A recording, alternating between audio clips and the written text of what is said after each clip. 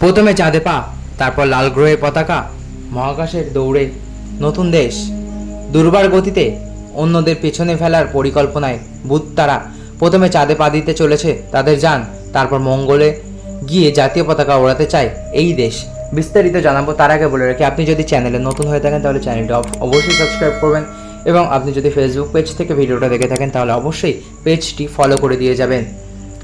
মহাকাশ গবেষণার ক্ষেত্রে ভারত যে বিশ্বের সব দেশকে তাক লাগিয়ে দিয়েছে তা নিয়ে নতুন করে প্রশ্ন উঠতেই পারে না।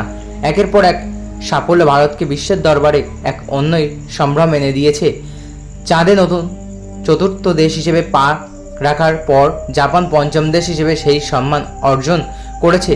এবার এই হাতে গোনা কয়েকটি দেশের মহাকাশে দাপট দেখানো দৌড়ে সামিল হতে চায় আরও একটি দেশ। তারা চায় 2032 সালে চাঁদে পা রাখতে।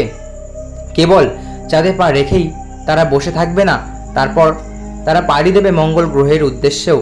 2045 সাল নাগাদ মঙ্গল গ্রহের দেশে তাদের দেশে জাতীয় পতাকা লাগানোর লক্ষ্য নিয়েছে দক্ষিণ কোরিয়ার প্রেসিডেন্ট উন সুক ইয়োল।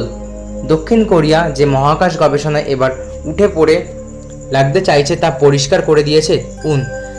এই জন্য প্রাথমিকভাবে 72.5 বিলিয়ন ডলার ব্যয় বরাদ্দও মঞ্জুর হয়েছে ভারতীয় মুদ্রায়, যার অর্থ 60,000 কোটি টাকারও বেশি।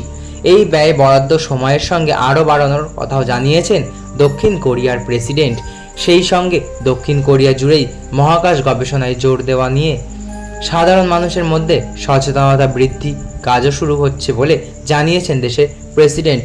ফলে এটা পরিষ্কার যে দক্ষিণ কোরিয়ার এবার ভারতের মতো মহাকাশ গবেষণায় বাকি অগ্রণী দেশের সামনে বড় চ্যালেঞ্জ হতে চলেছে। তো বন্ধুরা, এই ছিল আজকের ভিডিও। আশা করি ভালো লেগেছে। ভালো লাগলে অবশ্যই একটি লাইক করবেন এবং আপনার কী মতামত তা কমেন্ট বক্সে অবশ্যই জানিয়ে যাবেন। ধন্যবাদ।